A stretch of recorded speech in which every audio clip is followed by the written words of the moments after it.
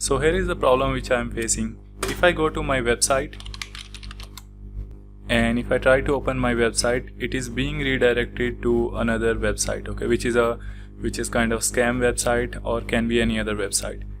Okay, so now you can see when I opened itpanther.com, it is sending my website to some other website like click.something, and then it is further being directed to other website. Okay, so what is happening is that someone has inserted some redirection code into your website, and I was trying to figure out how to resolve this issue. Okay, so one very simple trick is that if you are taking database backup, you can just restore database to your previous backup. Okay, so let's say if the previous backup was working properly, you can restore it to previous day's backup.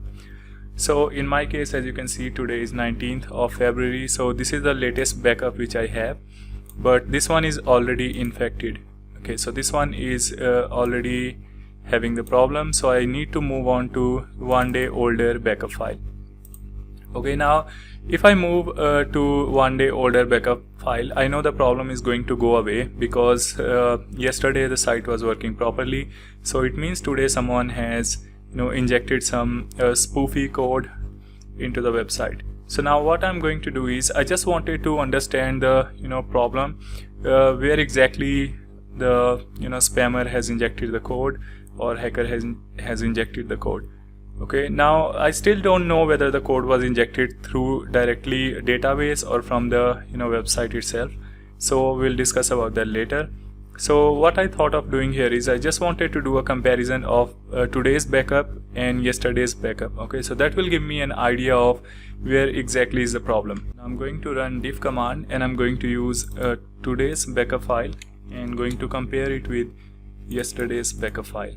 Okay, and hit enter.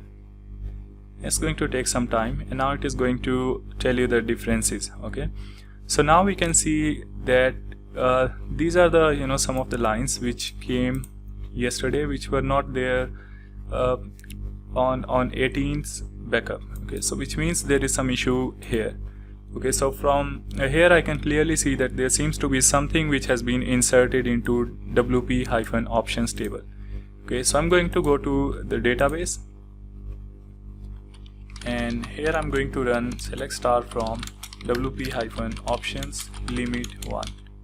Hit enter, and now you can see there is already you can clearly see there is some other website which has been inserted into your site URL. Okay, so now let's say if you just want to make sure, you can copy this and you can open a new tab and you can paste that URL here, hit enter, and now you can see the behavior of this URL is exactly the same, and it is also redirecting you to the same URL which was happening when we were trying to log into our website. Okay, so this URL is correct.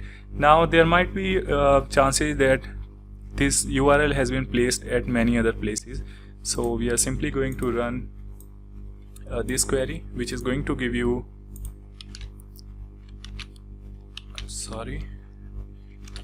so I'm just going to run this query, and what this is going to do is this is going to search anything which begins with HTTP in the option underscore value column. So I'm going to hit enter, and now you can see it is returning these 4 items. Okay, so now I can see for option ID 1 and 2 these items have been inserted, okay, which is the infected URL.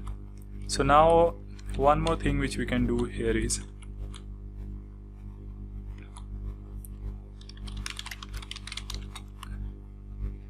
I'm also printing option underscore name, so you can see that first and second URL is actually meant for your website URL and your homepage URL. Okay, so what the scammer, or I don't know what to call this person, or the bot, okay, so they have inserted some spoofy URL into the first and second option ID. Okay, so at this point of time all you can do is you can just update the correct URL here. Okay, so for that what you can do is you can write update set,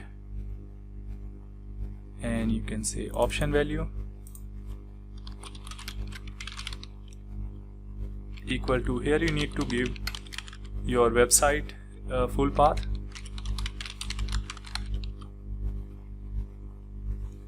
and also you need to use where clause. Okay, so we are going to say where option ID in 1 and 2. Okay, so remember, we just want to update these two entries. We don't want to update anything else, otherwise the whole website is going to get messed up.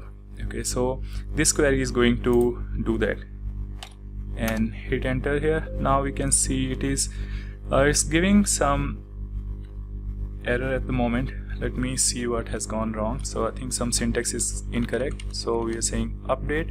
Yeah, we missed the table name. So table name is w_options.